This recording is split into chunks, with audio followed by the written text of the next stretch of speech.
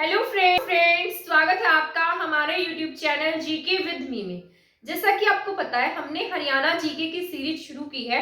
तो बहुत सारी क्लासेस हम पहले भी कर चुके हैं और आज की क्लास में हम आगे की क्लास को कंटिन्यू रखेंगे। जैसा कि आपको पता है, इससे पहले वाली क्लास में मैंने आपको 1857 की क्रांति के बारे में पढ़ाया था, पर उस क्लास में हमारा जो 1857 की क्रांति का टॉपिक है वो पूरा कंप्लीट नहीं हो पाया था। तो आज की क्लास में जितना भी आगे हमारा ये टॉपिक रह गया है, तो इसको हम इस क्लास में कंप्लीट कर लेते हैं और इससे नेक्स्ट क्लास में मैं आपको पूरा डिटेल से यहाँ पर लिखकर 1857 की क्रांति को एक्सप्लेन कर दूंगी, जिससे कि आपके सभी के सभी पॉइंट्स क्या होंगे, क्लियर हो जाएंगे और आपको इसमें कोई डाउट नहीं रहेगा।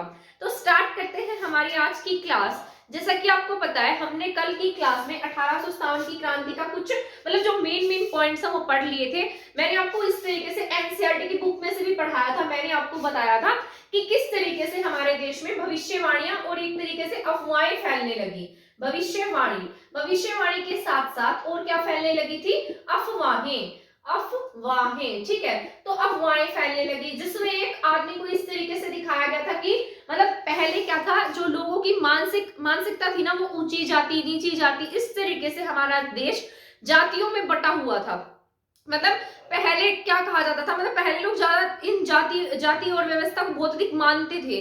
तो उस बुक में क्या बताया गया था कि उसमें एक आदमी था जो उससे क्या कह रहा था कि तुम मुझे अपने लोटे में पानी दे दो, परंतु वो आदमी क्या कहता है, इससे मेरा क्या हो जाएगा, धर्म भ्रष्ट हो जाएगा। तो ये दूसरा आदमी था जिसने इससे पानी मांगा था, तो उसने क्या बोला कि, तो उसने कहा कि तुम्हारा धर्म वैसे भी थोड़े दिन में खत्म होने वाला है, क्योंकि जो ये अंग्रेज है, ब्रिटिशर्स है, ये क्या लेकर आए, एक राइफल लेकर आए हैं, जिसपे ये क्या लगा रखा है इन्होंने, एनफील्ड राइफल, जिसपे सुअर और गाय का क्या है, मांस लगा हुआ है, मांस की चर्बी लगी है, सुअर और गाय के मांस की चर्बी लगी हुई है। ठीक है, गाय के मांस की क्या लगी है, यहाँ पर चर्बी लगी है। तो क्योंकि हमारे धर्म में गाय को बहुत अधिक जिस तरीके से पूजनीय माना जाता है, तो हम क्या मानते हैं, हाँ, तो हमारा धर्म इसके विरुद्ध था। तो लोगों के मन में एक तरीके से क्या बैठ गया था कि इसके जो एनफील्ड राइफल है उसके ऊपर इसकी चर्बी लगी है। तो इस तरीके से लोगों में रोष पैदा हो गया।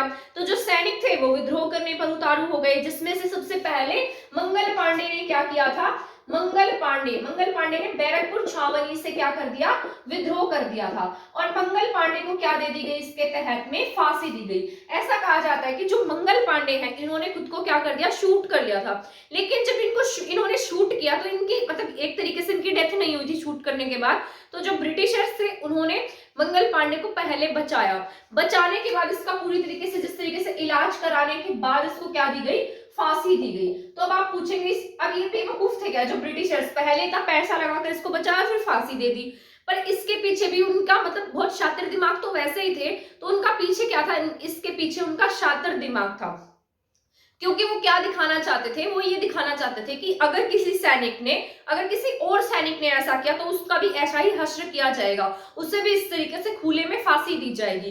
तो उनका उद्देश्य इसको बचाना बिल्कुल भी नहीं था, बल्कि लोगों के मन में रोष पैदा करना था, यानी कि लोगों के मन में डर पैदा करना था, जिससे कि लोग क्या हो जाए, डर जाए, सैनिक डर जाए और आगे जाकर विद्रोह ना कर सके, क्योंकि पूरी की पूरी छावनियों में ऐसी बातें फैली हुई थी। तो यहाँ पर मंगल पांडे ने खुद को शूट किया, लेकिन अंग्रेजों ने इसको बचाया और फिर क्या दी, इसको फांसी दी गई। इनको फांसी देने के बाद में जो इसके जो ये क्या थे, सैनिक थे, तो इनके साथ साथ और सैनिक भी थे, जो जिसमें से कुछ इनके दोस्त भी थे। तो जब ये सैनिक थे, इनके ग्रुप में जो सैनिक थे, जब वो सैनिक बाहर जाते तो बाहर बाजारों में और भी दूसरे एरिया में जहां पर भी सैनिक जाते थे, तो स्त्रियों के द्वारा भी उन सैनिकों का मजाक उड़ाया जाता। वो कहते थे कि देखो देखो कैसे सैनिक आ रहे हैं जो अपने किसी दोस्त का साथ भी नहीं दे पा रहे, कैसे चुप हो गया, इसकी फांसी के ऊपर क्या है, कैसे चुप है। तो सैनिकों के मन में इस बात को लेकर रोष हो गया, तो सभी क्या हुए, इकट्ठे हो गए और इकट्ठे होने के बाद इन्होंने क्या कर दिया, एक तरीके से विद्रोह कर दिया था।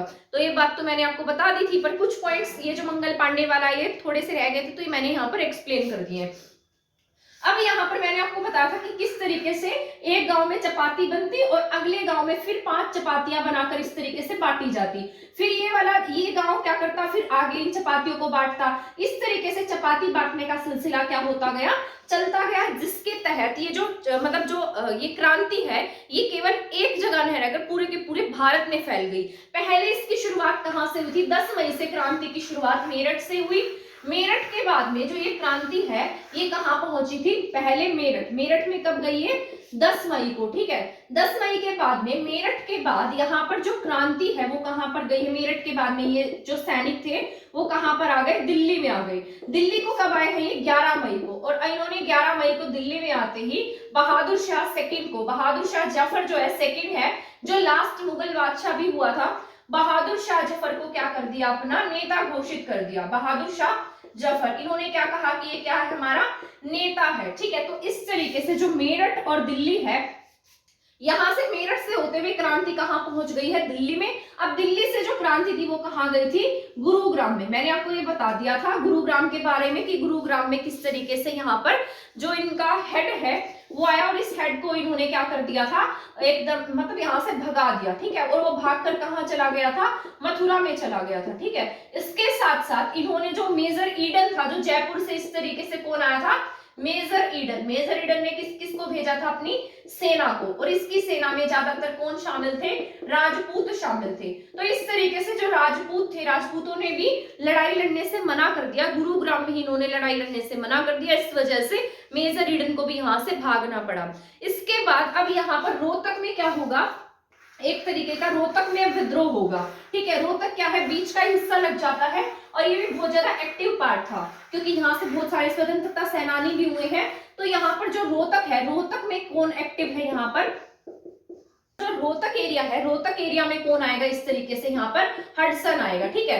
कौन आएगा यहाँ, हडसन। हडसन जो है, हडसन के आने से पहले यहाँ पर जो क्रांति हो रही है ना, ये पहले बता देती हूँ। जो रोहतक में क्रांति है, यहाँ पर कौन क्रांति कर रहे हैं, रांगड़ क्रांति कर रहे हैं, ठीक है।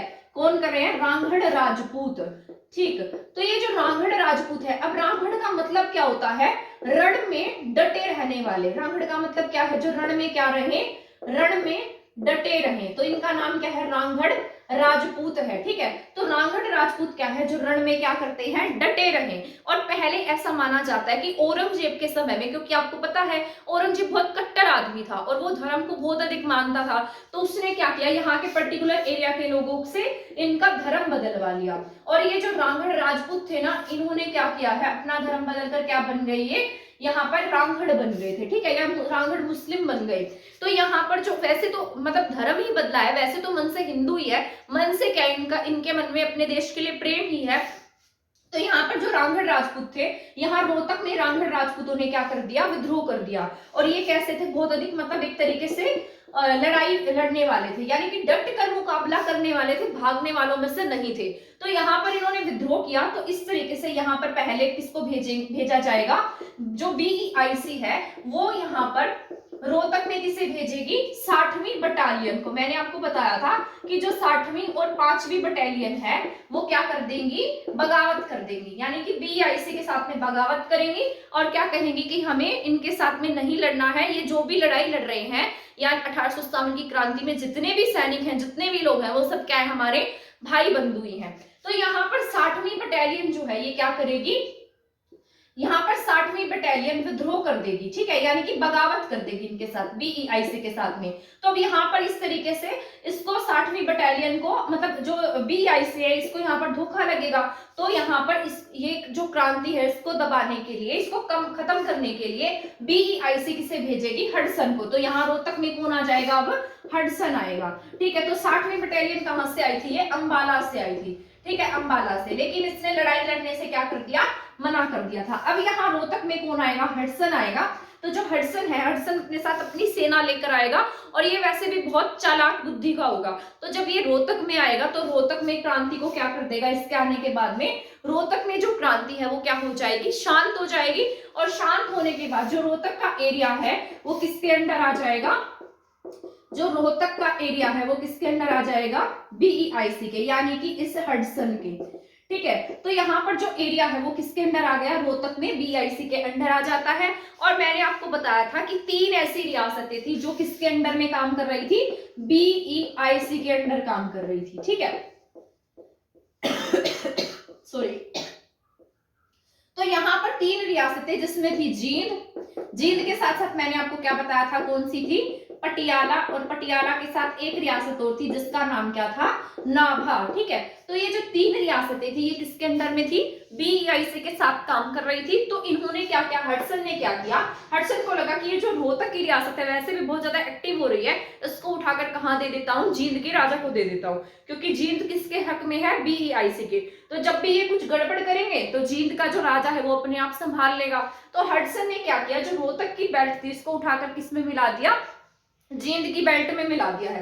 तो जब ये रोहतक रियासत है किसके पास में चली गई है, एक तरीके से जींद में चली गई। ठीक है, तो हडसन ने रोहतक की रियासत को किस में मिला दिया है, जींद में। ठीक है, यहाँ पर कौन काम कर रहा है, रांगड़ राजपूत।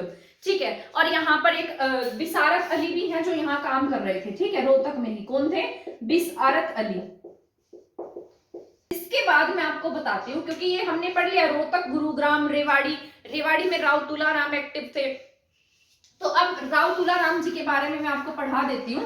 मुझे थोड़ा सा याद नहीं है कि कल की क्लास में मैंने आपको राव तुलाराम जी के बारे में बताया या नहीं, पर फिर भी मैं एक बार आपको रिवाइज ही करा देती हूँ। अगर बता दिया होगा तो भी आपका उसमें बेनिफिट ही है, नहीं बताया होगा तो भी आपका उसमें बेनिफिट है, बता दिया होगा तो आपका उसका था। गुरुग्राम की बेल्ट के बारे में, गुरुग्राम के साथ साथ यहाँ पर रेवाड़ी की बेल्ट भी क्या थी, बहुत ज्यादा एक्टिव थी, क्योंकि रेवाड़ी जो है आपको मैंने बताया था राव नंदराम अहीर, किसने बसाई है ये, राव नंदराम अहीर, जो किसके समय में हुआ था, औरंगजेब का समकालीन था ये। और औरंगजेब ने इसे अपने दरबार में बुलाया था जब इसने किसको मतलब किडनैप करके औरंगजेब के पास में पेश किया था, हाथी सिंह बड़गुजर।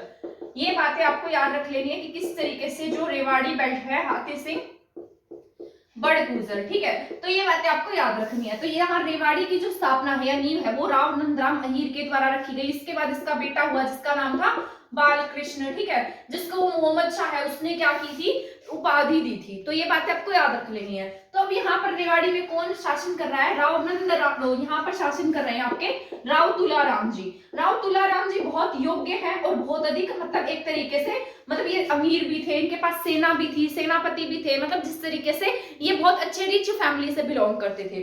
ठीक है, और ऐसा कहा जाता है कि जो नंदराम अहीर है ना, इन्हीं के वंशजों में माने जाते हैं। तो राव तुलाराम जी कहाँ एक्टिव है, ये दक्षिण की पट्टी में रेवाड़ी की बेल्ट में एक्टिव है। तो यहाँ पर जब ये लड़ाई लड़ रहे हैं तो यहाँ पर लड़ाई लड़ते हुए एक तरीके से जो ब्रिटिशर्स है ना, अब ब्रिटिशर्स बहुत इनसे परेशान तो वैसे भी हो चुके हैं, तो ये क्या करेंगे, अपने किसी ना किसी बहुत अधिक पावरफुल इंसान को भेजेंगे जो क्या कर सके, यहाँ पर क्रांति को खत्म कर सके। तो अब ये दक्षिण की पट्टी वैसे भी बहुत एक्टिव हो रही है, जैसे गुरुग्राम की पट्टी एक्टिव थी वैसे ही रेवाड़ी की, वैसे इस तरीके से बल्लभगढ़ रियासत जहां पर राजा नाहर सिंह थे। गुरुग्राम में जो विलियम फोर्ड आया था उसको भगा दिया था, मेजर ईडन को इन्होंने भगा दिया। इसके साथ साथ अब यहाँ पर रेवाड़ी और बल्लभगढ़ की रियासत में भी बहुत ज्यादा एक्टिव मेंबर क्या हो रहे हैं, यहाँ लड़ाई लड़ रहे हैं। तो जो ये राव तुलाराम जी हैं, ऐसा कहा जाता है कि जो राव तुलाराम जी थे, ये जो तात्या टोपे थे उनके सेना में क्या थे, सेनापति थे, तात्या टोपे की सेना में भी शामिल थे। अब एक तात्या टोपे से एक रिलेटेड बात याद रख लेना, आपके जो महेंद्रगढ़ का किला है वो भी किसने बनवाया है, तात्या टोपे ने बनवाया है। ठीक है, ये क्या पता एग्जाम में पूछ ले आपसे, मैंने पिछली बार बहुत सारे ऐसे क्वेश्चंस कराए थे और जिसके बारे में मैंने ऐसे कहा था क्या पता आपके एग्जाम में आ जाए, बहुत सारे क्वेश्चन आपके एग्जाम में आए हुए थे। अगर कोई बच्चा मेरी रेगुलर क्लास देखता होगा तो उसे पता होगा, मैंने अलग से एक वीडियो भी बनाई थी जिसमें मैंने बहुत सारे क्वेश्चन करा रखे हैं जो आपके एग्जाम में भी आए हुए हैं।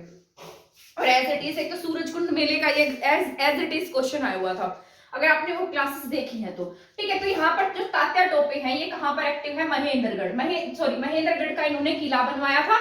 और यहाँ पर जो राव तुलाराम है वो किसकी सेना में शामिल थे, तात्या टोपे की सेना में ही शामिल थे। अब यहाँ पर राव तुलाराम बहुत एक्टिव है, इनके पास सेना है, बहुत रिच है, इनका यहाँ पर बोलबाला है। तो बीआई से तो अंदर से डर जाएगी कि यहाँ पर अगर हम किसी सेनापति को भेजते हैं कभी वो मारा जाए तो बीआईसी क्या करेगी, अपने बहुत स्ट्रॉन्ग कैंडिडेट को भेजेगी, बहुत स्ट्रॉन्ग जो मेंबर होगा उनका हेड होगा उसे भेजेगी। तो अब बीआईसी यहाँ पर किसे भेजेगी, शॉवर्स को। ये जो शॉवर्स है ना ये बहुत शातिर दिमाग है और बहुत बड़ी सेना के साथ में ये क्या करेगा, यहाँ पर आएगा, कहाँ, यहाँ रेवाड़ी में। ठीक है, जब ये रेवाड़ी में आएगा तो रेवाड़ी में यहाँ पर आने के बाद एक बार तो इसकी राव तुलाराम के साथ में लड़ाई होगी, लेकिन बाद में राव तुलाराम जी अपनी बुद्धि का यूज करेंगे और क्योंकि इतनी बड़ी सेना है उसके पास में, इसकी इतनी बड़ी सेना के साथ में राव तुलाराम की जो छोटी सेना है वो कैसे टिक पाएगी।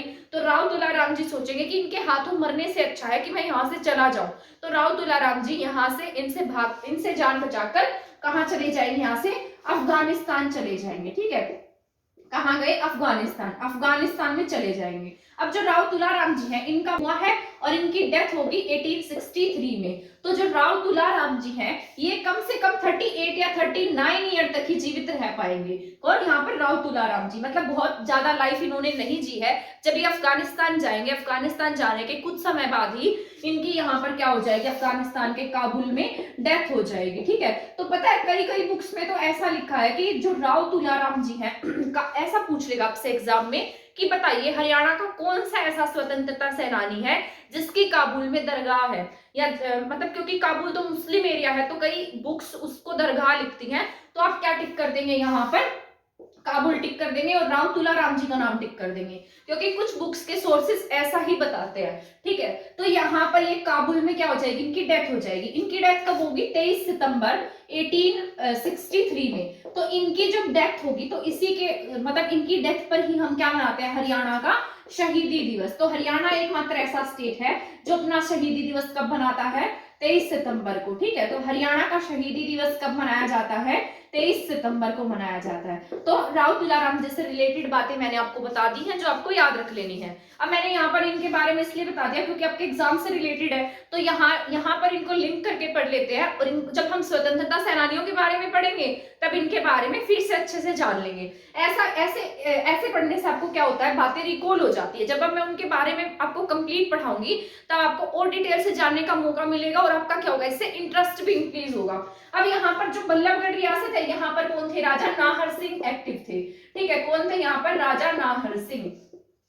तो यहाँ पर बाद में जब शोवर्स आएगा ना, तो शोवर्स यहाँ इस बेल्ट पर भी आक्रमण करेगा, तो यहाँ पर जो राजा नाहर सिंह है वो भी क्या होंगे, मारे जाएंगे। ठीक है, मारे नहीं जाएंगे, सॉरी, पकड़ लिए जाएंगे, और पकड़ने के बाद इनको कहाँ भेज दिया जाएगा, चांदनी चौक में। और आपको पता है ये जितने भी स्वतंत्रता सेनानी पकड़े गए थे इन सभी को चांदनी चौक में एकदम खुले में, मतलब सबके सामने सरेआम फांसी दी गई थी, ताकि लोगों के मन में डर बिठाया जा सके, ताकि ये लोग फिर से ऐसा आंदोलन करने की कोशिश ना करें, ताकि लोगों के मन में क्या हो, एक तरीके का खौफ पैदा हो जाए। तो इसीलिए इन्होंने क्या किया, जितने भी ब्रिटिश अधिकारी थे, इन्होंने हमारे इंडियंस जितने भी फ्रीडम फाइटर्स थे उनको सरेआम चांदनी चौक में फांसी दे दी। और ऐसा माना जाता है कि जिस दिन इनको राजा नाहर सिंह को फांसी दी गई थी उसी दिन इनका क्या था, बर्थडे भी था, जन्म दिवस था। तो ये कितनी गलत बात है। ठीक है, ब्रिटिशर्स में तो एक तरीके से ऐसा लगा सकते हैं कि मतलब इंसानियत ही नहीं थी, ये ऐसे ऐसे काम करते थे। अब हम जान लेते हैं, क्योंकि एक बेल्ट हमारी यहाँ पर यमुना नदी के पार वाली रह गई है, इस बेल्ट ने क्या किया यहाँ पर 1857 की क्रांति में क्या योगदान दिया, क्योंकि हर एरिया में कोई ना कोई एक्टिव था।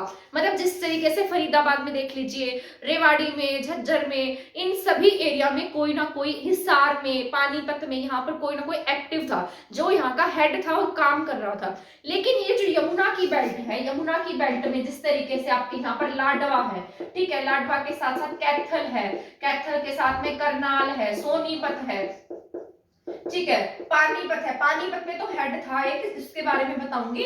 तो यहाँ पर ये जितने भी ये यमुना नदी के पार लगते हुए इलाके थे, यहाँ पर कोई भी मेन हेड नहीं था। यहाँ के जो स्थानीय लोग थे वही क्या कर रहे थे, यहाँ क्रांति में भाग ले रहे थे। ठीक है, ये खुद ही उनके खिलाफ क्या कर रहे थे, यहाँ पर लड़ाइयां लड़ रहे थे। तो इस तरीके से जब ब्रिटिशर्स ने यहाँ पर क्रांति दबाई, यानी कि क्रांतिकारियों का दमन किया, तो इन्होंने यहाँ पर, ठीक है, तो जो यहाँ पर ब्रिटिशर्स है, बीईआईसी है, जब बीईआईसी ने इस बेल्ट पर यहाँ पर हल्ला बोला, यानी कि एक तरीके से यहाँ के जो लोग क्रांति कर रहे थे उन लोगों की क्रांति को दमन करने के लिए बीईआईसी ने इतना बुरा अत्याचार किया इनके साथ में कि यहाँ के जो स्थानीय लोग थे, क्योंकि यहाँ पर इनका कोई हेड तो था नहीं, और पानीपत, एक बात बता देती हूँ कि यहाँ पर जो पानीपत है ना, पानीपत में एक मौलवी थे जो क्या कर रहे थे, यहाँ पर मतलब लीडरशिप कर रहे थे, लोगों को क्या कर रहे थे, गाइड कर रहे थे। तो उनका नाम था इमाम अली कलंदर। क्या नाम था, इमाम अली, सॉरी इमाम अली थे, मौलवी इमाम अली नाम था इनका। ठीक है, तो यहाँ पर ये क्या कर रहे थे, यहाँ पर ये हेड थे पानीपत में। तो यहाँ पर पानीपत में एक ब्रिटिश अधिकारी था जिसका नाम था एन सेन। क्या नाम था, एन सेन। तो एन सेन यहाँ पर इस क्रांति को दबाने के लिए आएगा, लेकिन ये जो पानीपत के लोग हैं ये इस एन सेन को मार देंगे। अब आप ऐसे भी याद रख सकते हैं कि ज्यादा एन टेन कर रहा था तो लोगों ने इसको मार दिया, पानीपत के लोगों ने इसको मार दिया। किसको? एनसेन को। एंटेन याद रख लेना, एनसेन को, ठीक है। तो यहाँ पर पानीपत में तो कौन हेड है? मौलवी हेड है। तो यहाँ पर लोग क्या करेंगे? इनके खिलाफ विद्रोह कर देंगे, एनसेन को यहाँ से मारकर भगा देंगे। तो इस बात पे बीआईसी वैसे भी चिढ़ जाएगी, क्योंकि बीआईसी क्या सोचेगी कि इससे मेरा क्या हो रहा है, एक तरीके से हमारा दबदबा यहाँ पर मतलब खत्म होता जा रहा है। तो बीआईसी क्या करेगी? यहाँ पूरी तरीके से बुरी तरीके से लोगों का दमन करेगी। यहाँ पर जिस तरीके से जो रोलर होते थे उनके तहत क्या करेगी? इनको कुचलवाने का काम करेगी। तो पूरी की पूरी सड़कें खून से भर जाएंगी। आज भी आप देखेंगे तो सोनीपत के एरिया की साइड में मतलब कुछ ऐसी सड़कें हैं जहां पर आज भी इस तरीके से खून के निशान या पत्थर के ऊपर कुछ कुछ लिखा गया है, जिसमें ये सब बताया गया है कि इन्होंने क्या किया था 1857 की क्रांति के समय लोगों को रोलर से कुचलने का काम करवाया था, जिससे पूरी की पूरी सड़कें खून से भर गई थी। तो ऐसी ही एक सड़क हांसी में भी है, वहां पर भी 1857 की क्रांति में इसी तरीके से पूरी की पूरी खून की नदियां बह गई थी। इतना बुरा इन्होंने क्या किया था, क्रांति को दमन करने के लिए इतने बुरे तरीके से हमारे लोगों पर अत्याचार किए थे। तो यहाँ पर अब इस तरीके से ये क्या करेंगे? लोगों का दमन करके यहाँ इस बेल्ट में भी क्या कर देंगे? क्रांति को दमन करने का काम करेगी। कौन? बीईआईसी। तो यहाँ पर भी क्रांति का दमन हो गया। और यहाँ जो रेवाड़ी की बेल्ट थी, यानी कि जो साउथ की पट्टी थी, यहाँ पर भी क्या हो गया है? क्रांति का दमन हो गया। रोहतक की बेल्ट को इन्होंने किसके साथ में मिला दिया? जींद के साथ में मिला दिया, ठीक है। तो यहाँ पर हांसी है, हिसार है, यहाँ पर भी कुछ लोग क्या कर रहे हैं? जैसे क्रांति कर रहे हैं। हिसार का उधा गांव है, ठीक है। उधा गांव में कौन है? नूर मोहम्मद खान। क्या नाम है इनका? नूर मोहम्मद खान। तो यहाँ पर जो नूर मोहम्मद खान है, सबसे पहली फांसी अगर पूछेगा हरियाणा में 1857 की क्रांति में सबसे पहली फांसी किसे दी गई है, तो आप क्या टिक करेंगे? नूर मोहम्मद खान को सबसे पहली फांसी मिली, ठीक है। तो यहाँ पर हिसार में कौन कर रहे थे? यहाँ पर लीडरशिप नूर मोहम्मद खान। इसी तरीके से हांसी में भी दो लोग एक्टिव थे। एक का नाम था, ठीक है, हांसी में भी कुछ लोग एक्टिव थे, जिसमें से हुक्मचंद क्या है? हुक्मचंद क्या है? यहाँ पर एक्टिव है। तो ये हुक्मचंद और मुनीर बेग, क्या नाम है इनका? मुनीर बेग, ठीक है। मुनीर बेग इस तरीके का नाम है। तो ये दो लोग यहाँ पर हांसी में एक्टिव है, हांसी की लीडरशिप संभाल रहे हैं। तो हांसी की लीडरशिप मुनीर बेग, और सबसे इनको लास्ट में फांसी दी जाएगी। तो अगर आपसे पूछे सबसे पहली फांसी किसे दी गई है, तो आप क्या टिक कर देंगे? उधा गांव के नूर मोहम्मद खान को। और सबसे लास्ट फांसी किसे दी गई है? जो हांसी के हुक्मचंद है और मुनीर बेग है, इन्हें क्या दी गई है? लास्ट फांसी दी गई है। तो यहाँ पर जब इन्होंने क्रांति शुरू की थी, तो मई जून तक तो एक क्रांति पूरे चरम सीमा पर रही थी। लेकिन सितंबर अक्टूबर आते आते, अगस्त सितंबर आते आते इनकी क्रांति क्या हो गई? यहाँ पर ढीली पड़ गई, ठीक है। तो यहाँ पर मई जून जुलाई तक आते आते, जुलाई जून जुलाई अगस्त तक, जुलाई अगस्त तक आते आते जो अंग्रेज थे उन्होंने दिल्ली पर क्या कर लिया? अपना शासन स्थापित कर लिया। अब दिल्ली पर अगर शासन स्थापित कर लेते हैं, दिल्ली पर अपना आधिपत्य स्थापित कर लेते हैं, दिल्ली को अपने कब्जे में ले लेते हैं, तो आप सोच सकते हैं कि जब राजधानी ब्रिटिशर्स के कब्जे में आ जाएगी, तो बाकी एरिया पर भी क्या होगा? इसका एक इफेक्ट पड़ेगा। क्योंकि जब बहादुर शाह जफर को इन्होंने कैद किया, यानी कि जब बहादुर शाह जफर यहाँ लाल किले से भागकर जो हुमायूं का मकबरा है वहां जाकर छुप गया था, तो इन्होंने बीआईसी ने क्या किया था? बहादुर शाह के जो बेटे थे उनको पकड़कर उनका गला बिल्कुल इस तरीके से प्लेट में लेकर आए थे कि देखो मैंने तुम्हारे बच्चों को मार दिया है। और बहादुर शाह जफर और उसकी जो बेगम थी उसको रंगून जेल में भेज दिया, ठीक है, रंगून जेल में भेज दिया था। और उसके बाद जो लोग थे, लोगों के मन में खौफ पैदा हो गया, लोग कहीं ना कहीं क्या हो गए? एक तरीके से उनका आत्मविश्वास कम होने लगा। तो इस तरीके से इन्होंने पूरे के पूरे हरियाणा के साथ साथ इंडिया की क्रांति को दबाने का काम किया, ठीक है। तो यहाँ पर ये हरियाणा की 1857 की क्रांति के मेन पॉइंट्स थे जो मैंने आपको समझाए हैं। और नेक्स्ट क्लास में आपको यहाँ पर पूरा कंप्लीट लिख कर समझाऊंगी। नेक्स्ट क्लास पूरी कंप्लीट मेरी रिटर्न फॉर्म में रहेगी, जिससे कि आपके कंसेप्ट क्लियर होंगे, और अगर आप उस क्लास को नोट करना चाहें तो आप उसको नोट भी कर पाएंगे। तो आज की क्लास में इतना ही टॉपिक हमारा कंप्लीट हो गया है। 1857 का संग्राम हमारा कंप्लीट हो गया है। तो नेक्स्ट क्लास में आपको रिटर्न फॉर्म में अच्छे से समझा दूंगी, जिससे आपके फैक्ट्स भी क्लियर हो जाएंगे और आपको अच्छे से समझ में भी आ जाएगा। अगर आपका कोई क्वेश्चन होगा, मतलब अगर आपको कोई डाउट रह जाता है, तो आप मुझसे कमेंट सेक्शन में पूछ सकते हैं। तो आज की क्लास में इतने ही क्वेश्चन है। मिलते हैं हमारी नेक्स्ट क्लास में नेक्स्ट टॉपिक के साथ। तब तक हमारे चैनल के साथ बने रहें। थैंक यू, धन्यवाद।